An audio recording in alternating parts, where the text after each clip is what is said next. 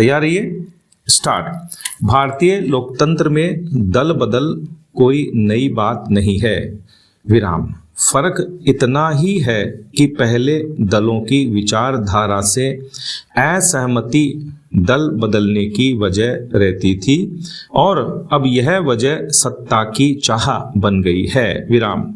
हर चुनावों के पहले होने वाले दल बदल नेताओं की उस सोच की ओर भी ध्यान दिलाते हैं जिसमें एक दौर में पार्टी को मां बताने वाले टिकट नहीं मिलने पर पल भर में पार्टी छोड़ देते हैं, विराम। पैरा। जब कोई दल बदल पार्टी से टिकट न मिलने पर चुनाव के ठीक पहले होता है तो यह न केवल नैतिकता पर सवाल खड़े करता है बल्कि लोकतांत्रिक मूल्यों की स्थिरता पर भी चोट पहुंचाता है, विराम। हाल ही आम आदमी पार्टी आप के विधायकों ने भारतीय जनता पार्टी भाजपा की सदस्यता ग्रहण कर ली, विराम। इससे पहले भी चुनावों के दौर में आया राम गया राम के किस्से लगभग हर राजनीतिक दल में सामने आते रहे हैं, विराम। सवाल यही उठता है कि मौका परस्ती के ये दल बदल क्या जनादेश के साथ विश्वासघात नहीं है, विराम। क्या इस तरह के दल बदल को कानूनी रूप से नियंत्रित नहीं किया जाना चाहिए, विराम।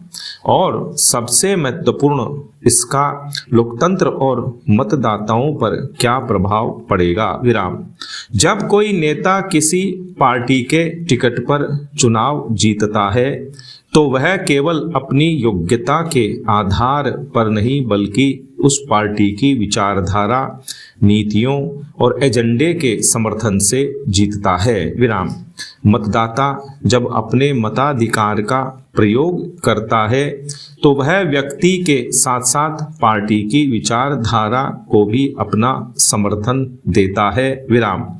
ऐसे में जब चुने गए जनप्रतिनिधि अचानक अपनी पार्टी छोड़कर किसी अन्य पार्टी में शामिल हो जाते हैं तो यह सीधे तौर पर जनता के विश्वास का अपमान है, विराम।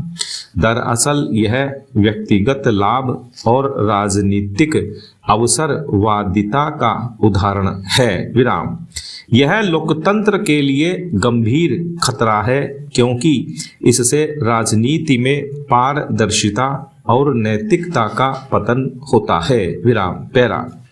पिछले कुछ समय में तो यह भी देखने में आया कि टिकट व साधनों की गारंटी पर जनप्रतिनिधि अपने पद से इस्तीफा देकर उपचुनाव के जरिए वापस सदन की सदस्यता ग्रहण कर बड़े पद प्राप्त कर लेते हैं, विराम।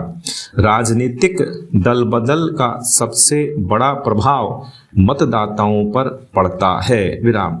जनता जिस पार्टी के उम्मीदवार को चुनती है वह अचानक किसी अन्य पार्टी में चला जाता है जिससे मतदाता स्वयं को ठगा हुआ महसूस करता है, विराम।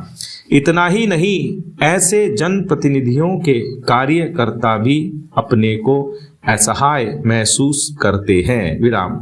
भारतीय राजनीति में इस तरह की प्रवृत्ति को रोकने के लिए सख्त कानूनों और नैतिक मूल्यों को सुदृढ़ करने की आवश्यकता है, विराम। पैरा। आम बजट 2025-26 सिर्फ एक बजट नहीं बल्कि भारत की आत्मनिर्भरता, वैश्विक प्रतिस्पर्धा और साझा समृद्धि की दिशा में एक साहसिक कदम है, विराम। वैश्विक स्तर पर उथल पुथल के इस दौर में यह बजट आशा की किरण बनकर उभरा है, विराम। यह व्यावहारिक होते हुए भी साहसिक है, दूरदर्शी होते हुए भी यथार्थ परक है, विराम।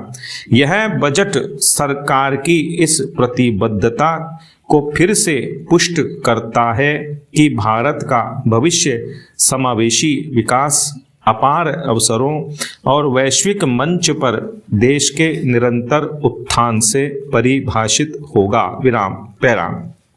यह बजट मध्यम वर्ग के लिए वित्तीय राहत और सशक्तिकरण सुनिश्चित करता है। विराम। आयकर छूट की सीमा में निरंतर वृद्धि मध्यम वर्ग को राहत देती आ रही है। विराम। 2014 में 2.5 लाख से लेकर अब 2025 में इसे बढ़ाकर 12 लाख रुपए कर दिया गया है। विराम। यह पहली बार है जब एक बड़े हिस्से को पूरी तरह से व्यक्तिगत आयकर के दायरे से बाहर कर दिया गया है। विराम। नई कर प्रणाली के तहत 12 लाख रुपए की आय वाले करदाताओं को 80,000 रुपए की प्रत्यक्ष कर राहत मिलेगी। विराम। भारतीय मध्यम वर्ग अब केवल मूक दर्शक नहीं बल्कि राष्ट्र निर्माण में सक्रिय भूमिका निभाने वाली शक्ति बन चुका है। विराम।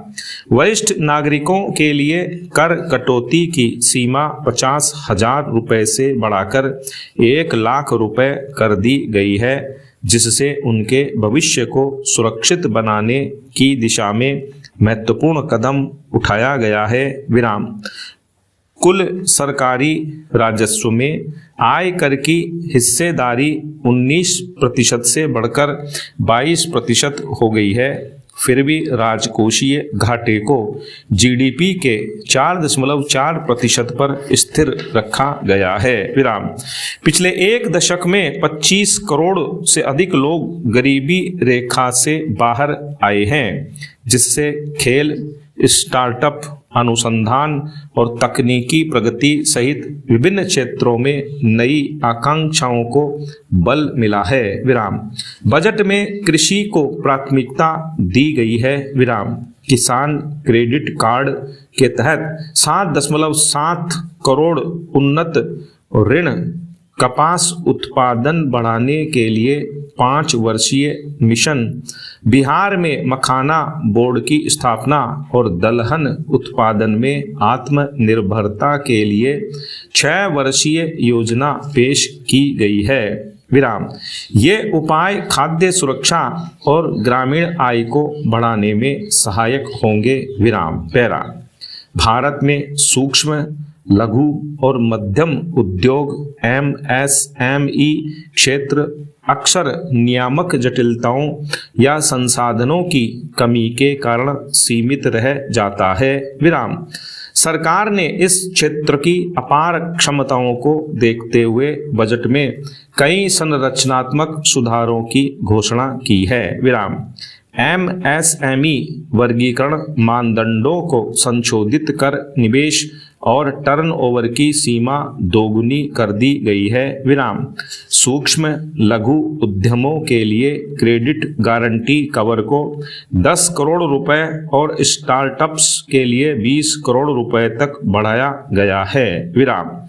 10 लाख सूक्ष्म उद्यमों को 5 लाख रुपए की क्रेडिट कार्ड सुविधा मिलेगी, जबकि 5 लाख नए उद्यमियों को 2 करोड़ रुपए तक का टर्म लोन मिलेगा, जिसमें महिलाओं, अनुसूचित जातियों और जनजातियों को प्राथमिकता दी जाएगी। विराम। शिक्षा, रिसर्च और कौशल विकास पर भी विशेष ध्यान दिया गया है। विराम।